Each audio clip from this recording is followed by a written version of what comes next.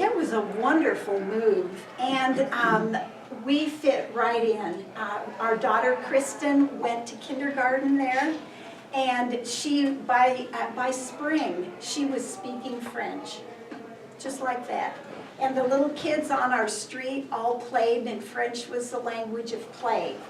Rachel went to a little, they call it a creche. And it was a baby school, and it was Flemish. Now Belgium has two languages, actually three. German is the third. There's French, there's Flemish, and there's German. And so this happened to be a little Flemish creche that was run by the Catholic Church there. And so she would go and you know, have little children activities. And again, by the time spring came, she was understanding and beginning to speak Flemish. Well, that's fine, except in a country with divided language, and they were constantly at each other's throats. And in fact, there were even killings if you spoke Flemish in a French area or French in a Flemish area. Had to be very careful. And so when it came time for her to go to the bigger school for 3-year-olds, they had a language inspector who came into the school because the school was French, but it was in a Flemish area. And so the language inspector came in and asked these little 3-year-olds questions in French. And she had only been there like maybe 2 months. Well, I heard from her teacher that they really couldn't get her to be quiet because she was just in French. So she was able to make the switch from Flemish to French. She stayed at that school for 2 years, maybe 3. Well, luckily, while the kids were in school, I went down, I took the train down to downtown Brussels, and I went to the Royal Academy of Fine Arts. And I started off in a life drawing class, and when I walked in the room, high ceilings, I thought I had gotten into Michelangelo's studio because people were working, students were working at easels and they were doing drawings, life-size, of human beings. And there was a nude model that they were drawing, and they would spend maybe 2 months working on one drawing. And they were beautiful. The texture of the charcoal that they were using made their drawing look like it was alive. So I was in that class for 2.5 years, and love it. And I know some of you have been in my studio. Of course, everything is packed up now, but I have a few of my drawings that I had framed. And I learned to see, and that is the key with trying to draw or paint, is if you can train your eye to see, then you can do just about anything with art. After the drawing class, then I went with somebody into the sculpture class, and there they were working on life-size clay sculptures, again from a nude model. And so I learned how to sculpt the human form and to do portraits.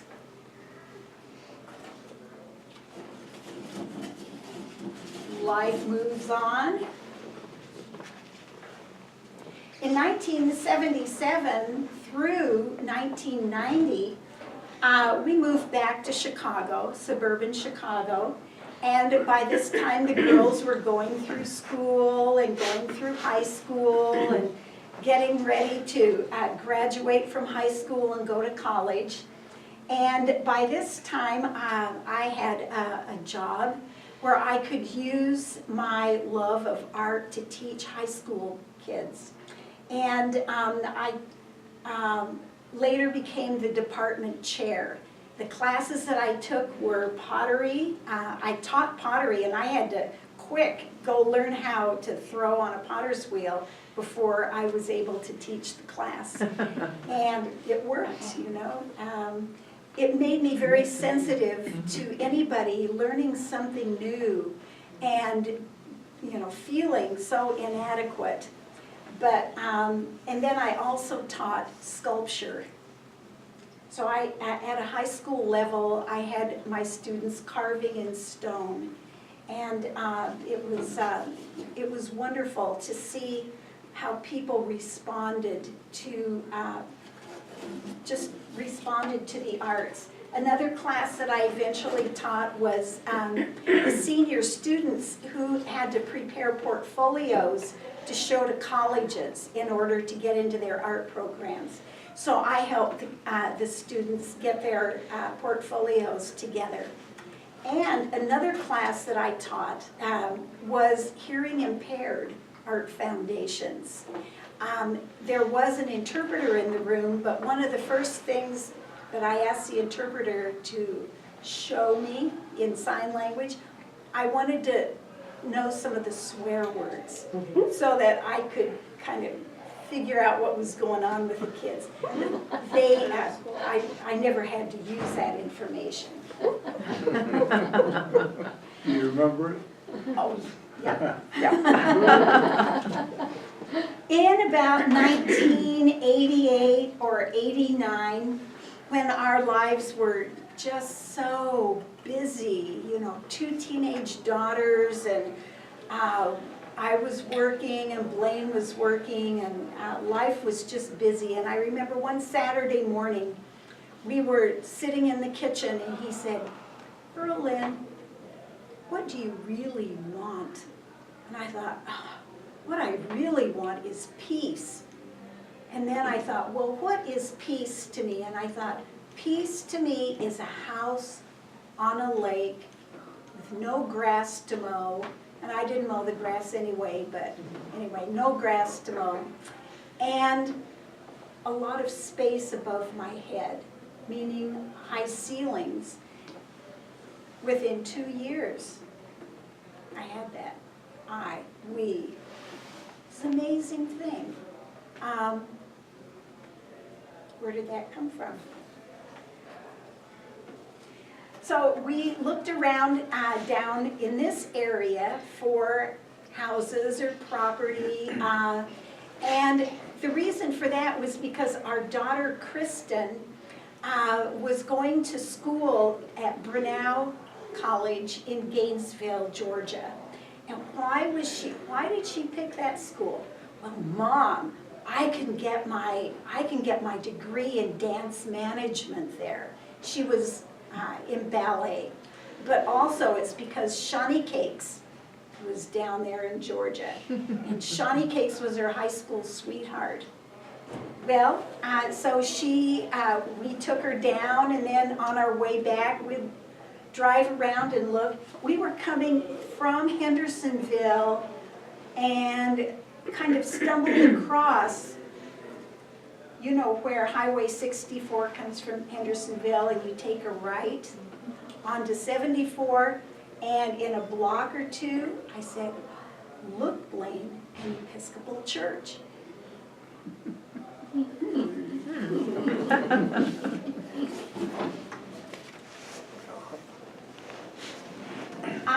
So our daughter Kristen married Shawnee Cakes at that cute little Episcopal church. And in 1990 to 2019, we have lived here in this deep crevice in the earth that is about 40 years behind times. As you know, as all my friends know, there's so much you can do here. So I found that I needed to marshal my time carefully, So I said, well, I will do things that have to do with art, and I will do things that have to do with church.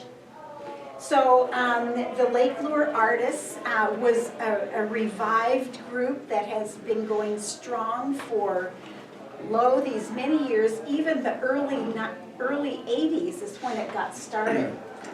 And as you know, I fell in love with our church and love art, church art. Pretty soon my artwork was about church and church was about art.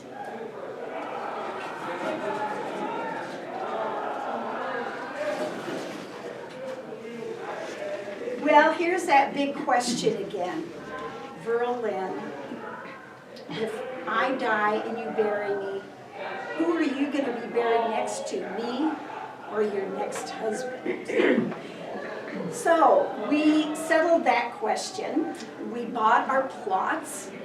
They're up there in the cemetery, and it took the longest time. It took, I bet, 20 years for us to complete this whole thing.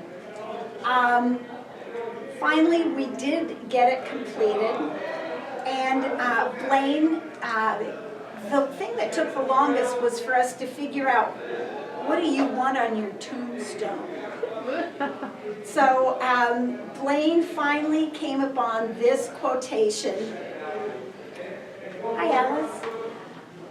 And if you go up there and if you look, you'll see it. Blaine's quotation is, there is one entrance into life and one way out. And that's from the Wisdom of Solomon. And Blaine's also on his headstone is, I found both. And that was the wisdom of Blaine. On mine, mine is, remember that you molded me like clay. And that is from Job. And you might be interested to know a little bit about the lion's heads that are on our headstones.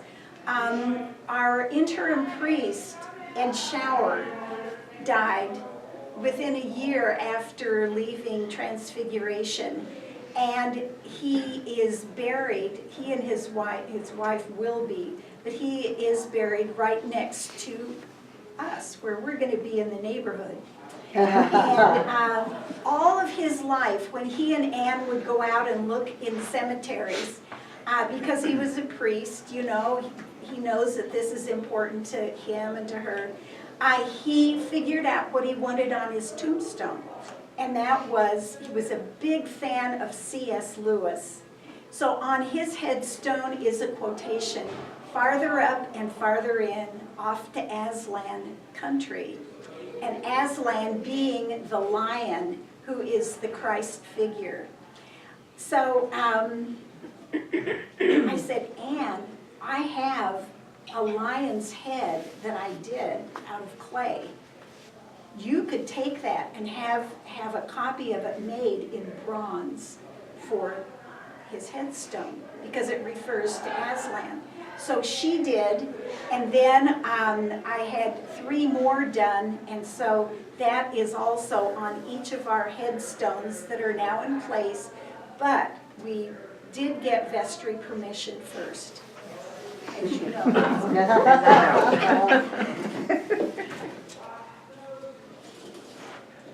Well,